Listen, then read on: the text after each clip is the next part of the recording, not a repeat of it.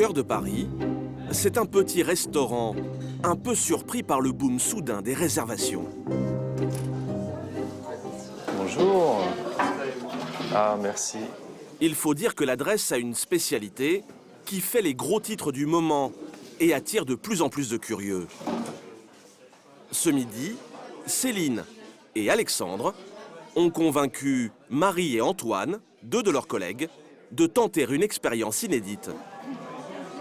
Oh, mais c'est magnifique. Des gastronomes ravis de déguster de la viande de cheval.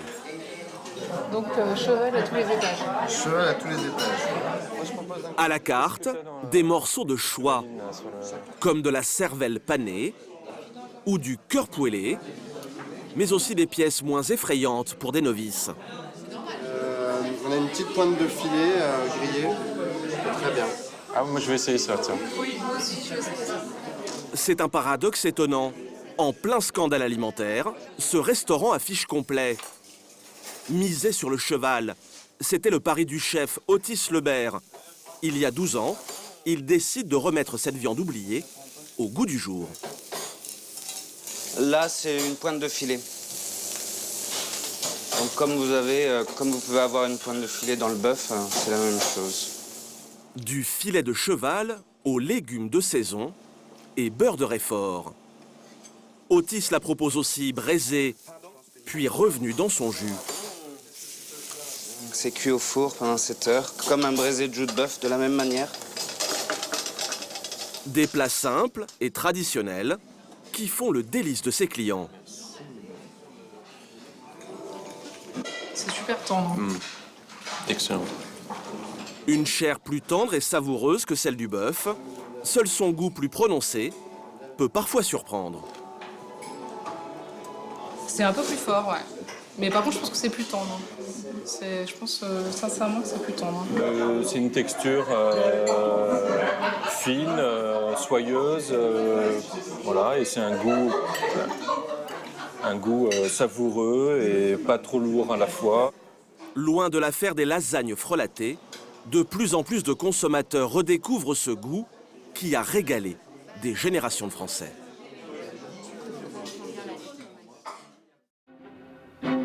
Étonnamment, c'est la Révolution française qui lance la consommation de cheval. Pour nourrir le peuple affamé, les sans-culottes s'attaquent à un symbole de l'aristocrate, sa monture. Cette viande va encore croiser l'histoire avec le siège de Paris en 1870. Frappés par la famine, les Parisiens dévorent 30 000 chevaux. La population y prend goût, alors les boucheries chevalines se multiplient à grande vitesse. La France d'après-guerre raffole du cheval. Et dans les années 50, les cantines scolaires affichent à leur menu cette viande moins grasse que le bœuf et plus riche en fer. Mais peu à peu la mode passe et les commerces spécialisés disparaissent tout doucement.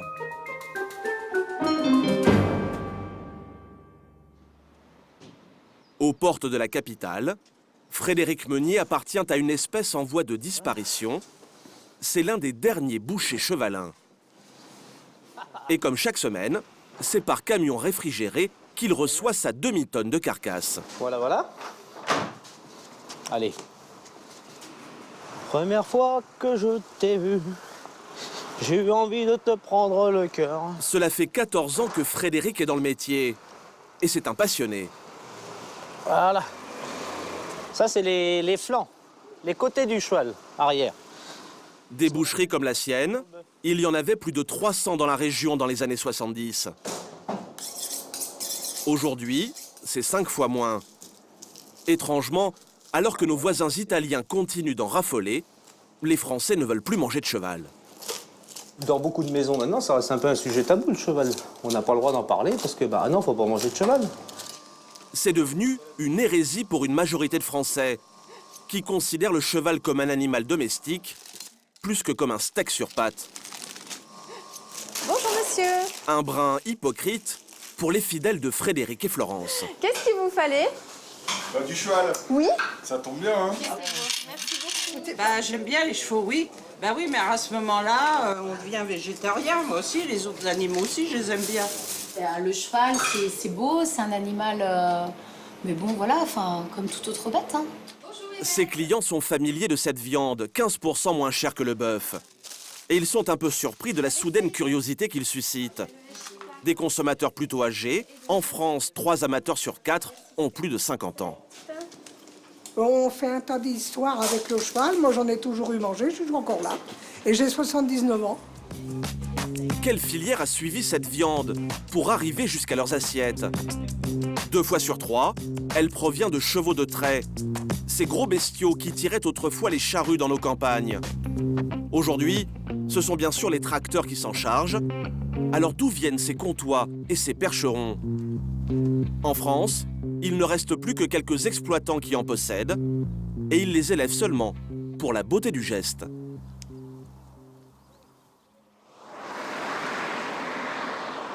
À 50 km de Lyon, voilà l'exploitation d'Hubert. Dans son salon, il exhibe fièrement des récompenses gagnées dans des concours de beauté équestre.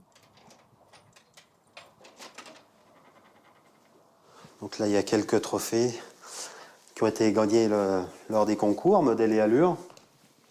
J'ai eu le meilleur élevage rhône-alpin en race percheronne en 2012, voilà. C'est des souvenirs, ça, qui restent à tout jamais, ça, c'est... Alors ces animaux vedettes, il les bichonne au quotidien dans ses écuries. Hey, Bibi. Alors, Utopie. 30 pensionnaires, comme Utopie et son fils, qu'il faut emmener au pré chaque matin. C'est une mère qui a 5 ans. Donc elle est née ici. C'est son 2e poulain, qui a 3 semaines. Et qui est super gentil. Utopie et son poulain sont des percherons, une race ancestrale, issue d'étalons arabes, arrivés en France au 8e siècle. Et mais cette passion revient très cher à Hubert. À peu près 1 000 € par an et par animal. Hop là. Alors une fois par mois environ, il est bien obligé de vendre l'un de ses pensionnaires chéris à l'abattoir. Oh, t'es gentil, oh, t'es gentil. Ils sont gentils. C'est Patrick, un boucher de la région, spécialisé en cheval, qui vient faire son marché. Hop là, tiens ma cocotte, tiens. Elle est jaune celle-là, là. Hubert lui présente quelques pouliches qui ont peu de chances de gagner un concours. Pour des percheronnes, elles sont loin d'être des top modèles. Vous voyez, celle-ci, elle est pas vraiment dans le standard de race percheron par sa robe, quoi. Elle est un peu rouquine, quoi. Elle est un peu rouquine, quoi. Elle a ses poils rouges, donc c'est pas, pas recherché dans la race percheronne. Voilà. C'est pas des bêtes de concours, quoi. Chaque pouliche qui part à l'abattoir peut lui rapporter jusqu'à 800 €. C'est Patrick le boucher qui choisit sur pied, et ce sont des animaux bien gras qu'il veut en priorité. Toi, celle-ci, elle n'est pas tout à fait finie, toi. Hein? Il leur manque un petit peu de maturité. Vous voyez, au toucher comme ça. On leur sent un petit peu les côtes, c'est pas... On sent, vous voyez, c'est pas fini, elles sont pas mûres. Voilà. Mais elles sont déjà bien, il manque peu. Hein. En revanche, le boucher va en repérer 2 autres qui devraient faire de très beaux steaks dans l'assiette.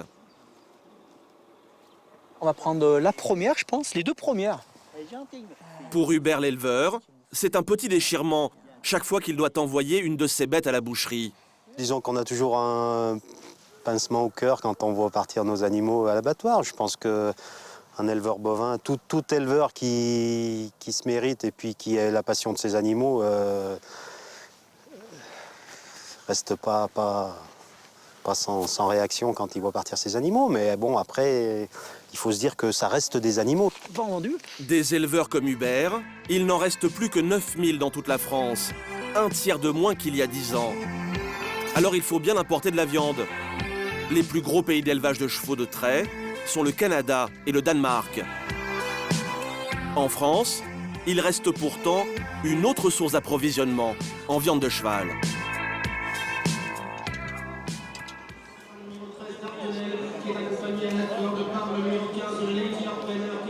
Une petite partie de ces chevaux de course, après une carrière sur les hippodromes, finiront dans nos estomacs.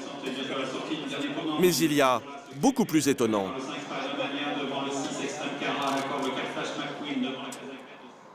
Saint-Georges-sur-Fontaine, à une demi-heure de route de Rouen. Allez, doucement. N'énerve pas. Avec tous les engins, là, oh oh. Comme tous les matins, Frédéric Brion dégourdit les pattes de ses champions, de jeunes pur sang, prêts à briller sur les plus grands hippodromes. Celui-là, on devrait le voir à Vincennes. un bon petit cheval, ça. Ah, mon pépère. Dans son haras très sélect, il y a les cracks et les autres. Cela peut choquer, mais sur 3 poulains qui naissent ici, 2 ne connaîtront jamais l'ivresse de la course. Pas assez rapide. Alors pour eux, pas d'hippodrome, direction la boucherie. Comme cette jument. Vivalov est belle, jeune et en bonne santé, mais normalement, elle est condamnée à être tuée et mangée. Économiquement, on ne peut pas non plus garder, sinon on serait envahi de chevaux. C'est vrai qu'au bout d'un moment, il faut faire du tri. Malheureusement, il n'y a qu'une issue, quoi. Ou c'est pour la viande, ou après, c'est l'euthanasie. Des chevaux de sport qui terminent dans nos assiettes. Un sort qui révolte les défenseurs de la cause animale. Bonjour. Ça va? Régulièrement, Frédéric reçoit la visite d'Alexandra, directrice d'une association qui tente de sauver de l'abattoir un maximum de bêtes. Grâce à elle, Vivalov va échapper à la boucherie. Salut ma belle. Elle est toute jolie. Salut ma loute. C'est une 4 ans, elle est gentille comme tout, qui n'a pas de défaut. Elle est juste pas assez rapide. Voilà, elle va pas vite, donc c'est pas de sa faute. Alexandra va la racheter à Frédéric pour 500 € environ. Un boucher aurait certainement offert un peu plus, mais la propriétaire a préféré offrir à sa jument une deuxième carrière.